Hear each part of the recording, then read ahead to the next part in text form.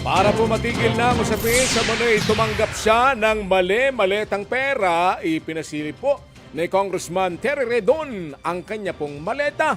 Ang laman nito mga kapatid, hindi po pera kundi mangga at piluka. Narito ang report ni JC Cosico. Para tapusin na po yung kasinungalingan sa maleta, meron po tayong dalang maleta ngayong araw po na ito. Hindi ko lahat ng maleta may pera, mga kaibigan. Yung iba po, may mangga at piluka. Yan ang hirit ni House Prosecutor at Bicol Saro Party List Representative Terry Redon kasunod ng alegasyon ng 18 nagpakilalang bagman ni Zaldico na tumanggap daw siya ng maletang may lamang pera. Naungkat yan sa naging pagdinig sa Senado noong Webes na pinangunahan ni na Senators Alan Peter Cayetano at Rodante Marcoleta. Mariing pinabulaanan niya ni Redon. Giit niya, cosplay ang naging hearing na layon lang daw siraan ng mga miyembro ng House Prosecution Panel sa gitna ng nalalapit na impeachment trial ni Vice President Sara Duterte. Parang kami mga nagpapanggap po doon ng mga miyembro ho ng Blue Ribbon Committee, may nagpapanggap po roon ng mga witnesses. Pero again, wala akong full secretariat doon. Wala akong stenographer doon. Wala akong actual na oath na nangyari po ron.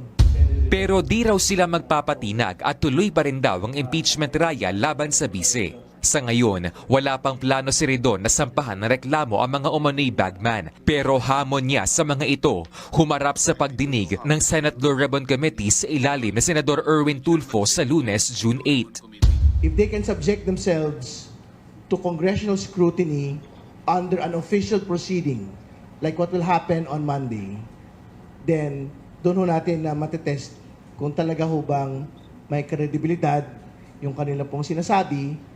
Kinwestiyon din ng public interest lawyer na si Attorney Dino De Leon ang alegasyon ng bilyon-bilyong pisong cash deliveries. Ang tingin niya pakay na pagdinig ng Cayetano Block. This is an attempt to block accountability insofar as the impeachment is concerned, insofar as Sara Duterte is concerned. This is just a clear attempt to divert us from the real issues. Pinag-iisipan naman ng grupo ng mga abogado at civil society organizations na magsampa ng reklamong usurpation of authority laban kina Senators Alan Peter Cayetano, Pia Cayetano at Rodante Marcoleta, kaugnay ng peke umanong Blue Ribbon leadership. Posibleng ihain nila yan sa Office of the Ombudsman o DKI sa Senate Ethics Committee. At hindi niyo po na po-produce yung 13 warm bodies supporting Alan Peter Cayetano and declaring you as chairperson of the Blue Ribbon Committee a usurpation of authority ka. Wala pang pahayag dyan ng mga senador. Nagbabalita mula sa Frontline, JC Cosico News 5.